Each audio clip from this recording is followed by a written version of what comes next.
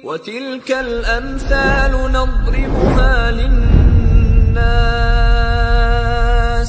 وَمَا يَعْقِلُهَا إِلَّا الْعَالِمُونَ. Nabi SAW pernah mengqashar salat di Dzulhulaifah. Jaraknya cuma 12 kilo. Pada saat beliau ingin ke kota Mekah. Nah, ini faedah fikih, masalah qashar mengqashar. Di tempat yang namanya Dzulhulaifah tadi ya, Nabi SAW pernah sholat qashar 2 rakaat. Ya, pernah sholat qashar 2 rakaat. Ini faedah penting sekali bagi antum.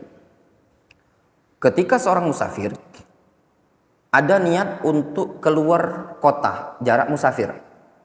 Jarak musafir. Contoh misalkan kita dari Palembang ingin ke Sekayu. Baru sampai KM 12 atau KM 13, KM 14, boleh enggak diqashar? Jawabannya boleh. Kenapa? Karena tujuan kita kota Sekayu yang jaraknya memang sudah jarak safar. Antum gak dayat, keluar dari kota Palembang, kemudian sampai Terminal Karajaya, antum berhenti, kemudian qashar sholat zuhur 2 rakaat, boleh atau tidak? Jawabannya boleh.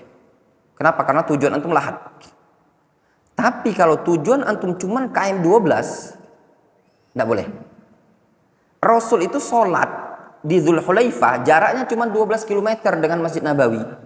Tujuannya bukan di Dzulhulaifah, tapi tujuannya apa? Mekah. Difahami? Nah, gimana Ustadz kalau anak sholat di bandara? Diqashar. Nah, bandara itu masih batas wilayah kita. Ya. Masih kota Madiyah Palembang bukan? Masih kota Madiyah. Nah, beralih itu di luar batas kota Madinah. Sehingga ketika sudah keluar dari batas kota wilayah, sudah diperbolehkan antum mengqashar. Kalau tujuan itu untuk safar, jaraknya jauh. Tapi kalau antum cuma mau ke KM 14, tahu-tahu antum qashar. Dari Saku KM 14, qashar paling cuma 10 kilo.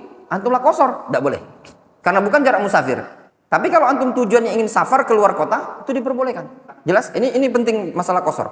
Nah, Rasul itu mengqashar di Dzulhulaifah karena tujuannya beliau mau ke Mekah. Beliau mengqashar di situ.